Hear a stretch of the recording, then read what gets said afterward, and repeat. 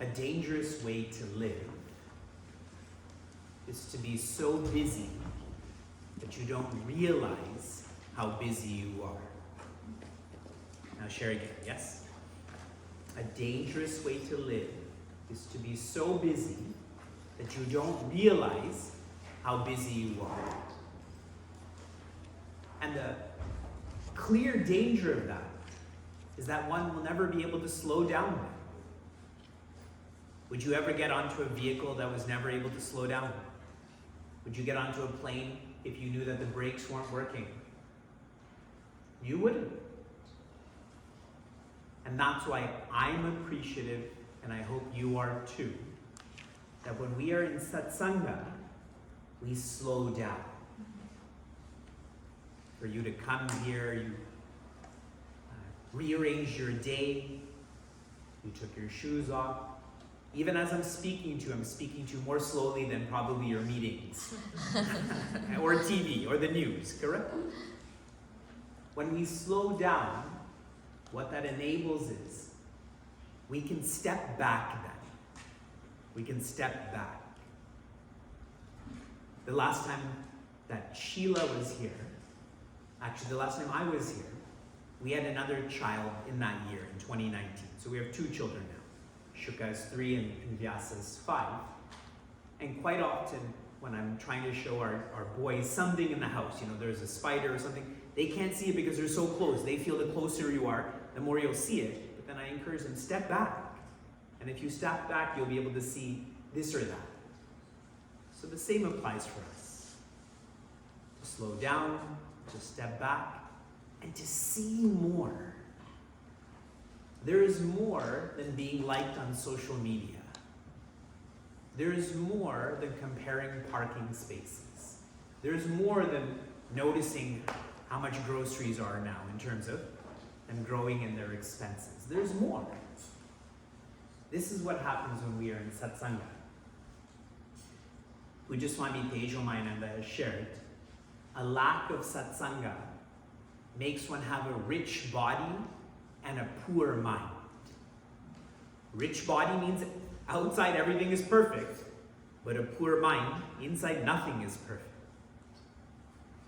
And just imagine I have very fancy glasses, but I have a cataract. It doesn't matter how fancy my glasses are, there's a challenge with my eyes. But if my eyes are corrected, then it doesn't matter really the context of the glasses so much. Right? We are engaged in a workshop. This is something you're not used to. You're used to discourses, yes? So for 90 minutes, someone is speaking and you're thinking about what's going to happen after those 90 minutes. I sat where you were sitting 15 years ago too. This is a workshop over 4 days. Each day we're going to build on the subject. And the way this is going to flow, there are 3 components to this workshop. The first is discourse. Today I'm going to share very little with you because we have less time. The second component is dynamics. This is where we'll actually practice together. And that's why a lot of you have paper and pen. We'll get to that later. And the third part is dialogue. If you have any questions about anything, you can ask. Relating to Vedanta, relating to your personal life. There's no conditions to those questions. Okay? That's how this is going to work. I was reflecting on when I was supposed to be here last. It was early March of 2020. And we had planned a really lovely retreat in reference to skiing. And just think of what has happened over the past 3 years. The whole world has changed forever. The world will never become the same. And so when we get this live experience the way we are, it makes it much more precious because the last time this was to happen, so much changed.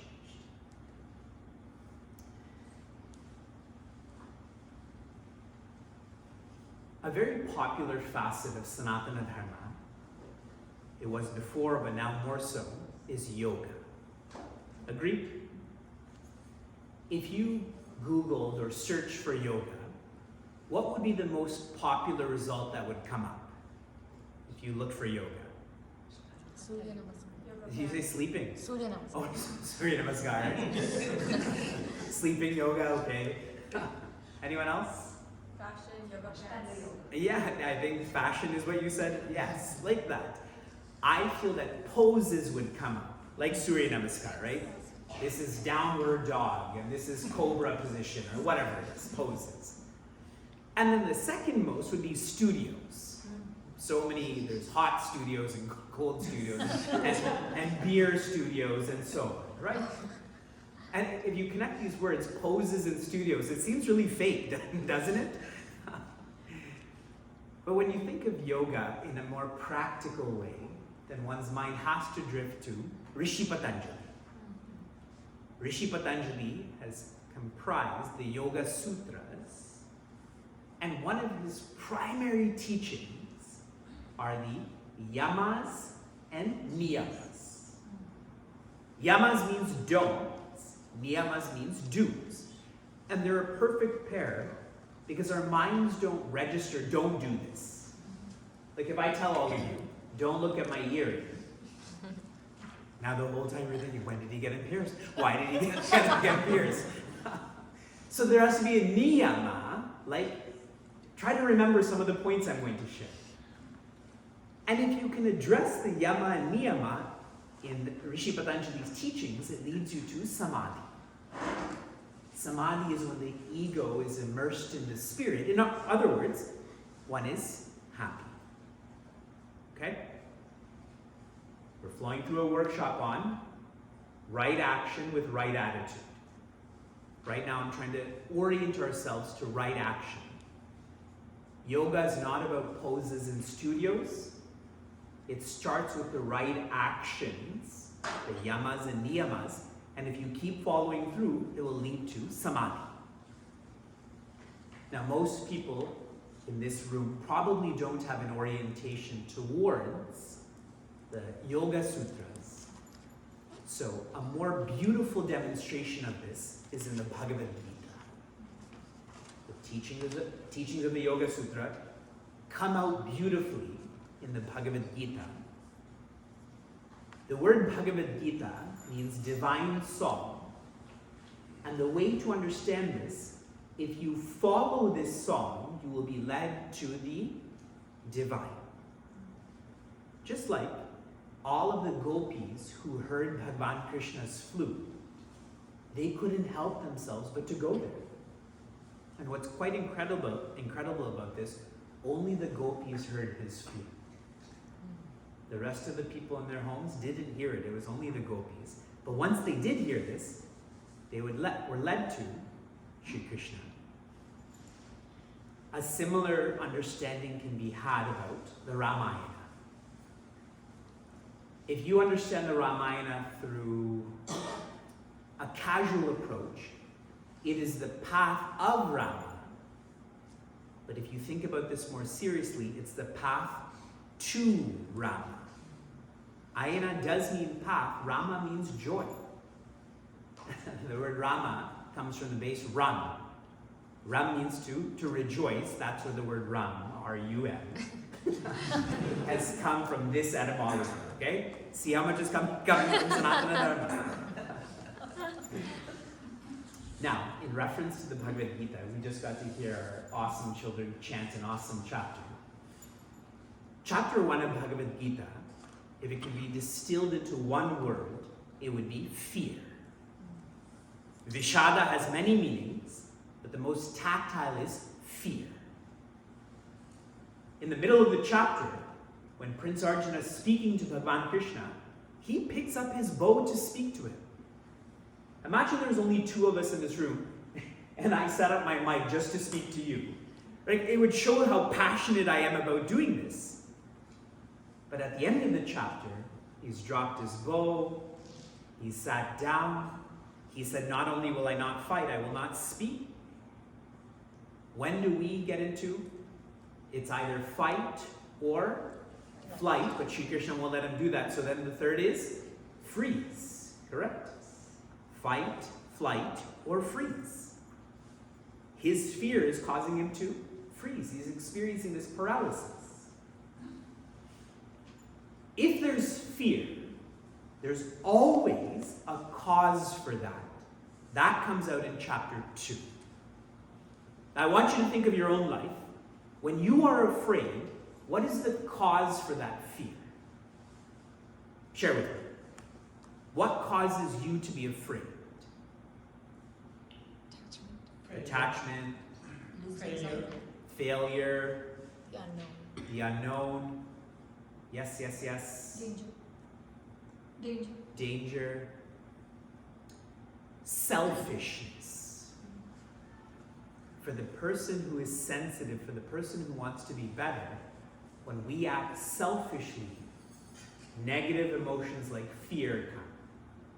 And that's what Sri Krishna points out to Prince Arjuna. Why you're afraid is because you're selfish. This challenge is for Dharma. You've made it about Arjuna. Not even Pandava. You've made it about Arjuna. He is self-absorbed. So chapter 1, fear. Chapter 2, selfishness. So then how do you get out of that fear? Naturally, what would be the subject of chapter 3? Yes, but go with the sequence, okay? Fear is caused by selfishness. What is the cure to selfishness? Selflessness. Very good. So chapter 3 begins a series of teachings, verses on selflessness. Selflessness. This is where we are entering into right action. The wrong action causes fear. The right action causes less fear. Fearlessness. We are in chapter 3. We're zooming into verse 8. We're only going to cover 4 verses this whole workshop, so 1 verse a day. If you remember this, good. If you don't, you can refer to it afterwards. Niyatam kuru karma tvam karma jayo hya karmanaha sharira yatra pichate aprasiddhayeta karmanaha.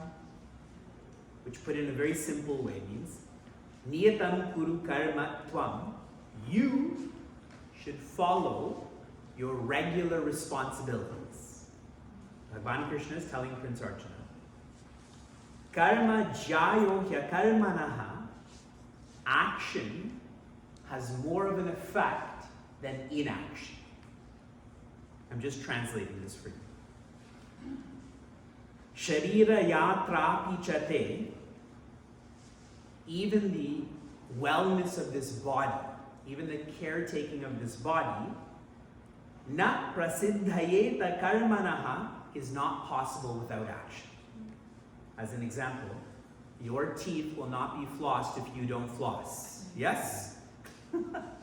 So if you do nothing, even the sustenance of this body is not possible. This is your reference. Now I'll elaborate. Action is determined by the presence of ego. Action is determined by the presence of ego.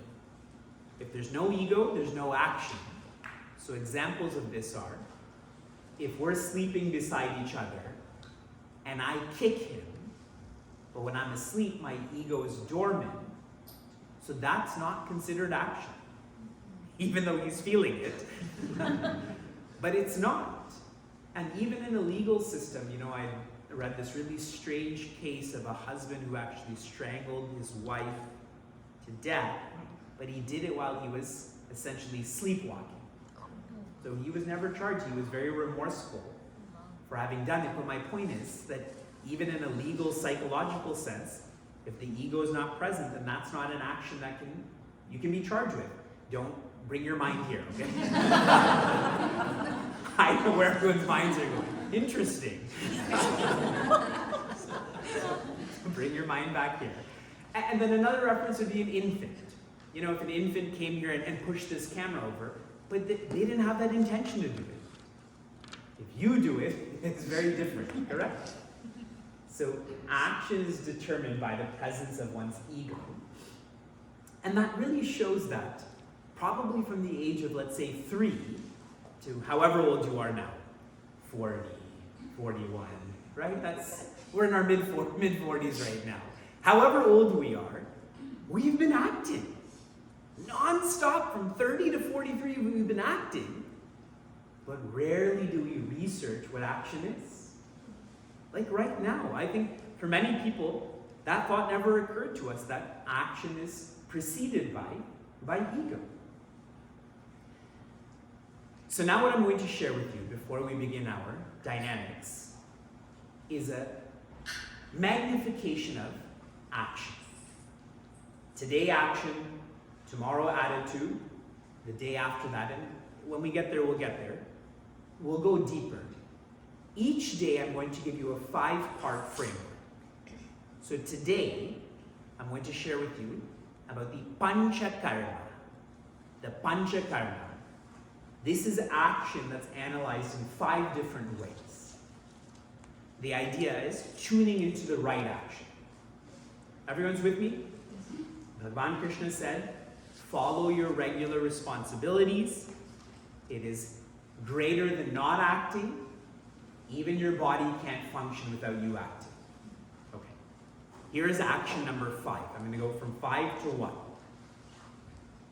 This first action in English is rehabilitation action. Rehabilitation.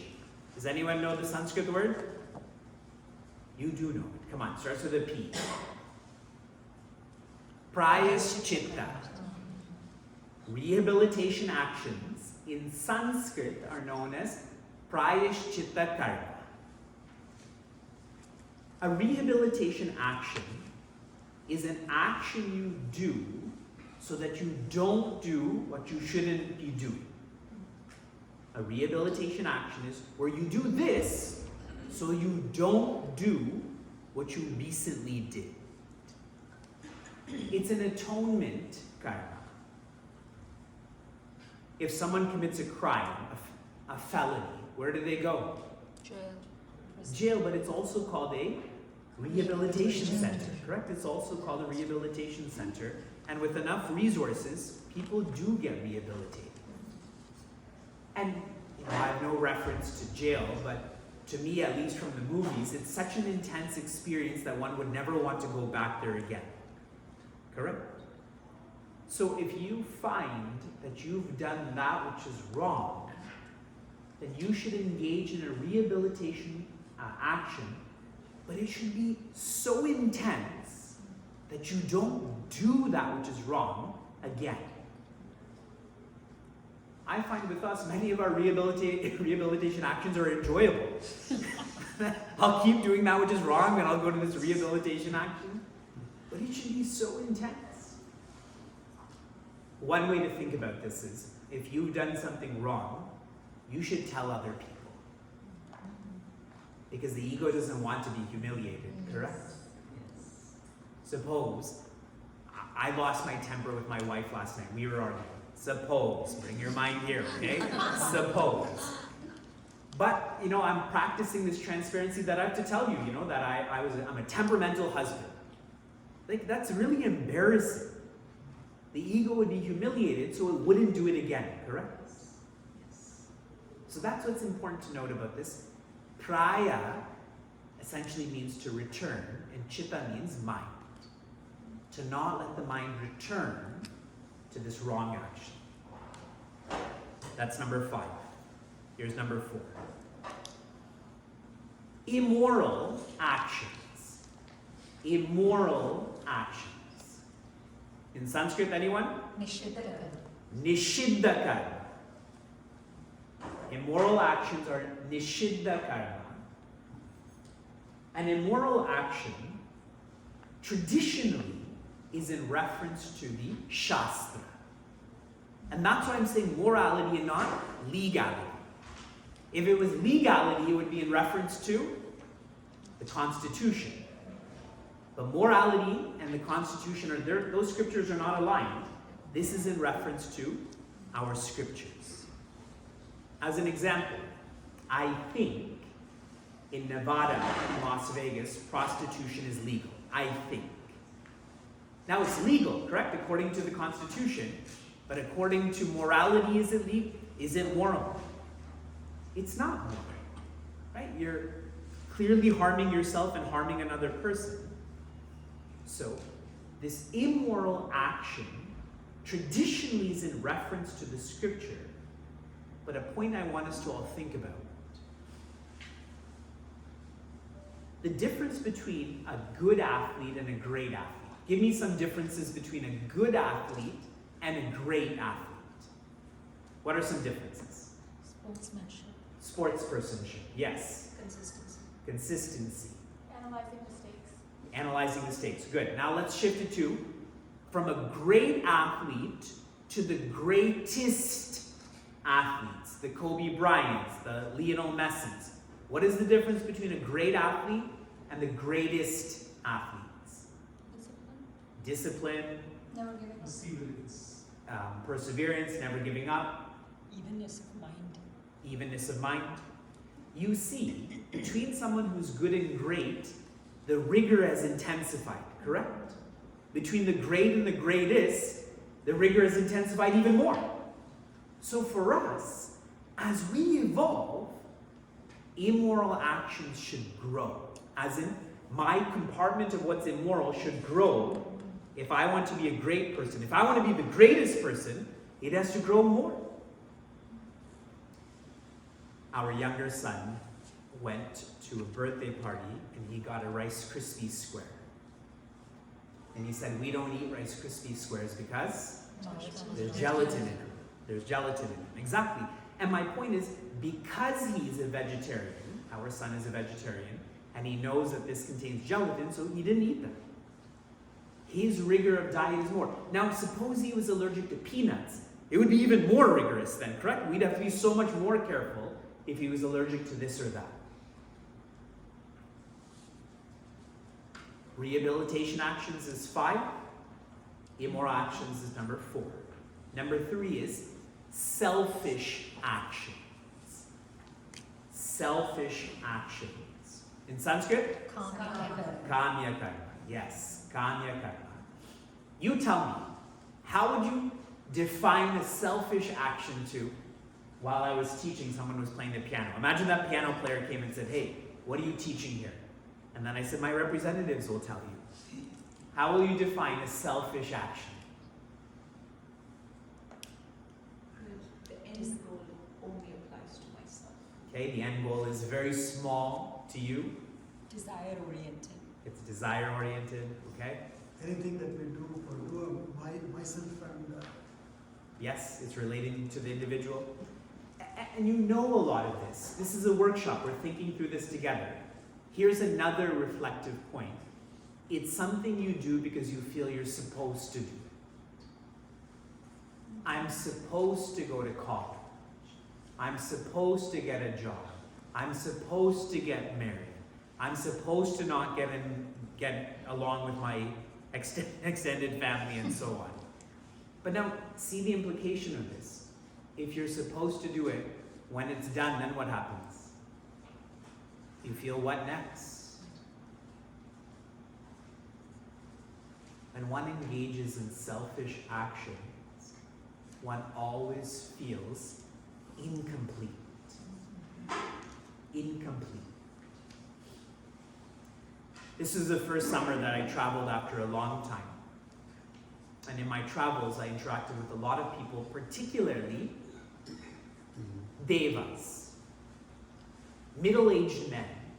And so many of them came to me sharing that they're going through a crisis right now. And many of them even shared with me some of the really negative behaviors that they're getting into that are harming themselves and their families. Our own people that you've seen here and there. And I've told them very overtly why this is happening to you is that your children are older now. They're in late high school or early college, so they don't need you. They don't even want you. Leave alone. Other than your money. Other than your money, they don't need you or want you. And so that whole purpose that they had for 15 years, for 20 years is now moved out. So what's your purpose then? But that purpose is very much, I'm supposed to go to college, I'm supposed to work, I'm supposed to be this parent. But that's not enough.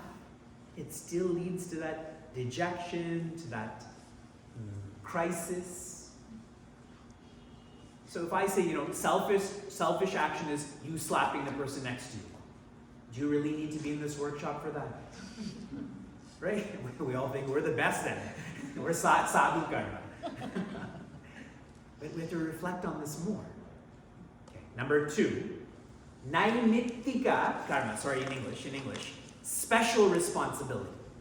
Special responsibility. In Sanskrit, naimittika karma. Shout it out to me in English, looking at me in the eyes. What's the number 5 in English? Rehabilitation action. Number 4?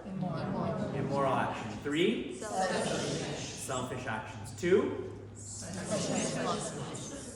how the word changed from action to responsibility. It's still called karma, naimittika karma, but now it's a responsibility. It's very different than an action, correct? The kamya karma lacks meaning. The naimittika karma, there's an element of meaning there, meaning. Naimittika karma means special responsibility. It is when you have to engage in an action in reference to others. In reference to others. As an example, if you have to go to a wedding this weekend, that's a special responsibility, but it's in reference to another. A birthday party, a funeral. If you have to get your car fixed, that's naimittika karma. Yes? Makes sense? Yeah. But it's in reference to others. And why that's important to know, because the number 1 karma then is your regular responsibilities. That's called nitya karma. Regular responsibilities are not in reference to anyone. They're only in reference to yourself.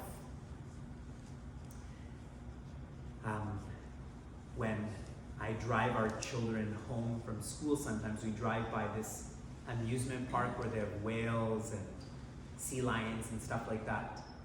And so it's a pretty harsh place where, they don't take care of the animals so much.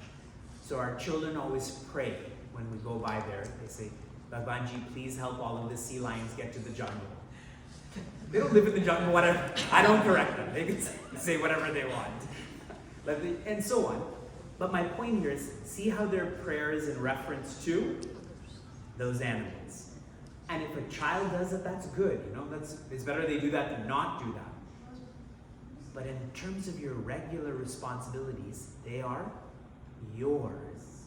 And what's critical about this, if you get anything from those regular responsibilities, to treat it as a bonus. And if you get nothing, you're not supposed to get anything from the outside. It's supposed to come from inside.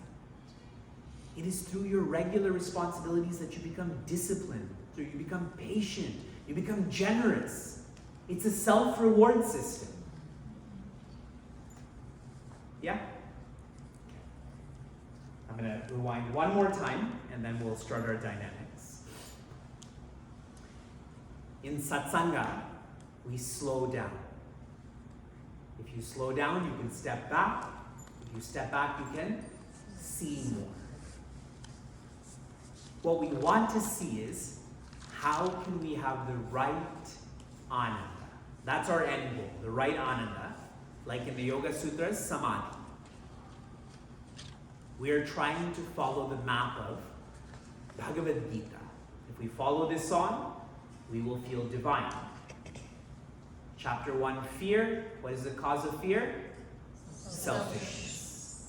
And I reference that right now. Kamya karma always makes you feel incomplete. You have a crisis. What's next?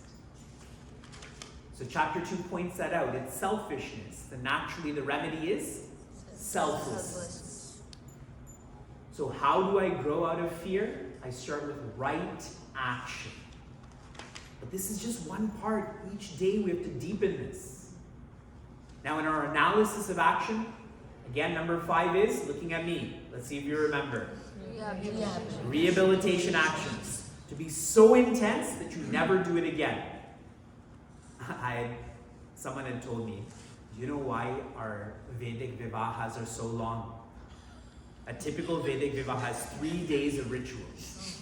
So you think twice before getting married or getting divorced. so it should be intense so as not to do it again. What's number 4? Immoral actions. And as you evolve, more should become immoral. One lives more carefully. Number 3? Selfish actions. Don't do things because you're supposed to do things. Acharya Shankara shared, Artham, Anartham. If you engage in that which is meaningless, it will lead to your anartha means destruction. That which is meaningless is meaningless. Number 2, special responsibilities. How do you know if you're good with your special responsibilities? You're adaptable. So as an example, where was tonight's workshop supposed to be? In the temple. At the church. At the temple. But it got changed, and I hope that all of you still have quietude of mind. That it was there, it was here, tomorrow it will be somewhere else. That shows that you're tuned into, this is your special responsibility. This is how the world presented it, to adapt to that. And again, it's in reference to not you. And number 1, regular responsibilities. Where you engage this for your own self-development. I was sharing with our Cleveland committees. The more responsibilities you're given, the more fortunate you are. Now, if you think of this in the professional sense, that doesn't equate, correct? But in Cleveland, I was sharing, which basketball player got the ball the most on the Cleveland Cavaliers? LeBron James, right? Because he made the best use of that opportunity. Correct? So if we have more responsibilities in life, it's because we're being useful. We're utilizing what we're doing with our lives.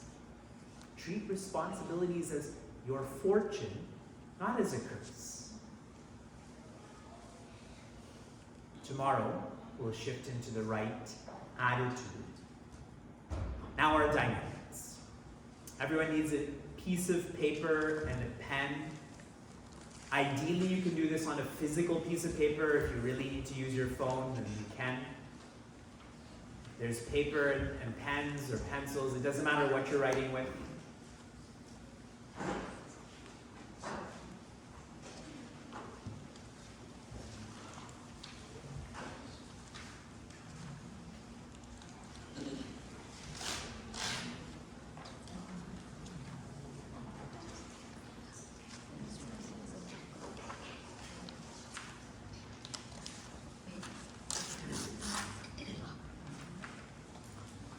Just turn it off. I'll turn it on. Yeah. For this portion, I don't. Okay, let me see your paper. What you're writing with. Okay. I believe we've done this before in Seattle, but we're doing it again. It's been a long time. On the top of your paper, I want you to write plus, the plus sign, 168. Plus sign, 168. What is significant about this number? Number of hours in a week. You have 168 hours. See, a lot of you didn't know that. That's my point. See how much we act but we don't research? Okay. This is your supply. Every week you're given 168 hours, pre-COVID, post-COVID, it doesn't matter. 168 hours. It doesn't feel like that, but you do have 168 hours. Everyone's supply is the same, but everyone's demand is different. I want you to start to write down what you're doing with your supply. As an example, if you commute an hour a day there and back to work. And suppose you work Monday to Friday, so you'll write -5. Thank you.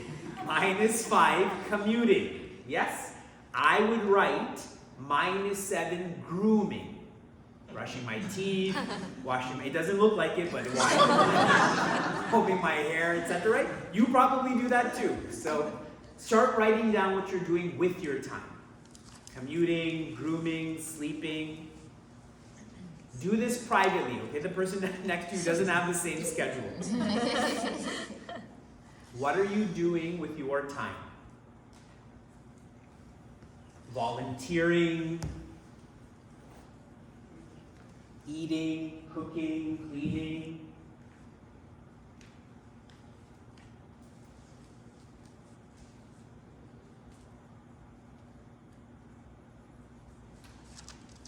Studying, going to class, going to work.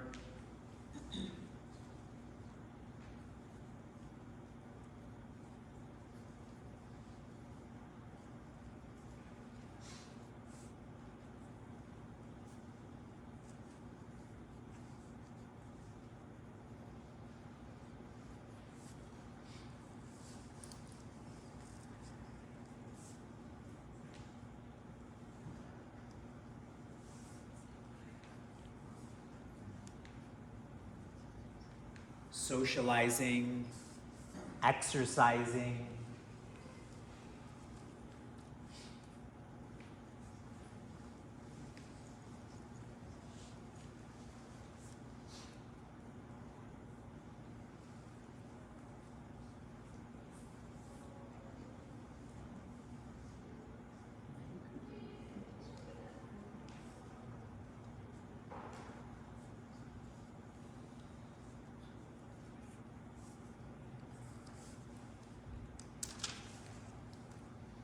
Netflix, Amazon Prime, Disney Plus. You can have separate categories for those. Now Paramount also.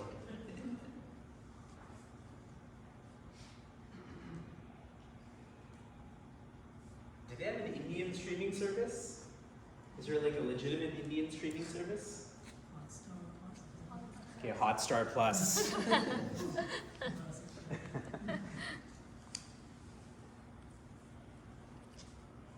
One more minute.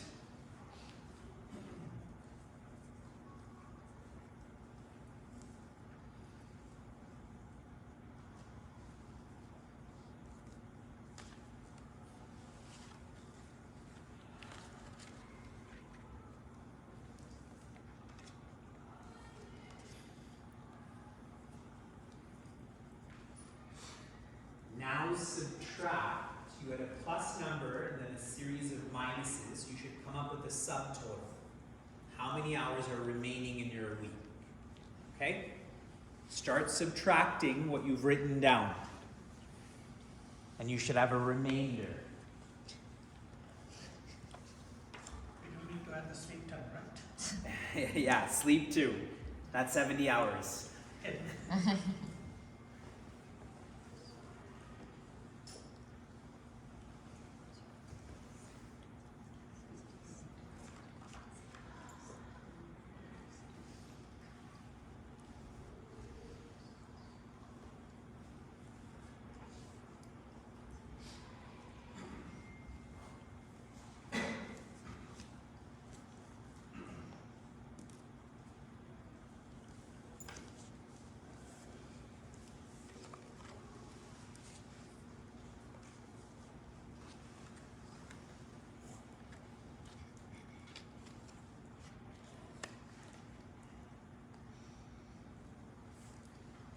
Okay, everyone has their subtotal.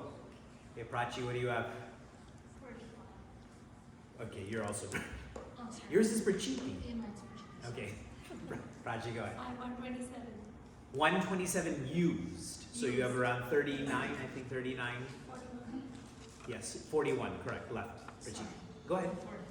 45. 45, so 41, 45, Sridhar. 50. Okay, 50. you have 50. What's left? Or Yeah, your remaining. 17. 17. 26. 10. 30. 26. Okay, anyone else want to share their number? 30. Okay. Okay, let's just do it by range. How many of you have 0 to 10? 0 to 10. Okay. 10 to 20. 20 to 30. 30 to 40. 40 to 50. If you have over 50, you come back to Niagara Falls with me. We'll do lots of work together. I have found that the average adult, since most of you are adults, the average adult has around 25. I'll be more restrictive. They have, between 15 and 25 hours a week extra. 15 and 25 hours a week extra. The average adult in this exercise. What's interesting about what you did also is you've just taken the raw numbers. You never analyze what's productive and what's not productive, correct? This is just a raw number right now. Okay, tell me what has surprised you about your schedule. As you look at this, what surprised you? I'm surprised at 41 hours because I'm constantly short time. What have I not added? Yes. And then that's a good point. I was in Raleigh at a bank facilitating this, and one person forgot to write work. All of his supervisors were around me, forgot to write work. So there are many components, like in between time, which it's hard to write that down. So we all mostly do have more time than we act like. Any other surprises from anyone? What surprised you about your week? Same thing actually, that I have that many hours, it doesn't feel like it. Yep. What we do in a whole year is probably like this 10 items. Yeah. Over to repeat. Yep. We know each other sort of well here. Suppose you have 10 extra hours a week, okay? Now, in a year, that puts you at 500 hours, correct? 50 times 10. How much are you worth per hour? How much are you worth, Niranjan, how much are you worth per hour? 40? Wow, I put myself at 20, okay? Okay, so suppose Vivek is worth $20 an hour. So if I can utilize 500 hours a year, which I wasn't utilizing before, at $20, that's $10,000, correct? I just gave you $10,000. And that's just in 1 year, right? If you expand that to 40 years, these are big numbers. I often think about America and just alarm clocks. Like in India, there's no such thing as an alarm clock. It's too hot, it's too loud, there's too many people. But if every American, every reasonable aged American, let's say there's 200 million people who use alarm clocks. If everyone uses their alarm clock once a day for 5 minutes, that's 1 billion minutes a day, correct? 200 million times 5 is 1 billion minutes a day that's not being utilized. Now, if you start dividing that out, those are hundreds of millions of dollars that could be used more productively. Yes? One more observation. In one place, I facilitated this, and there was a man who looked really sad afterwards. And I had asked him, what was surprising about your schedule? And he didn't realize that he smokes 7 hours a week. An hour a day he was smoking. What? I don't know him, but nonetheless, he was putting something in his lungs for an hour a day. And I think this small casual workshop I did at this bank, suppose he reduced his smoking by half.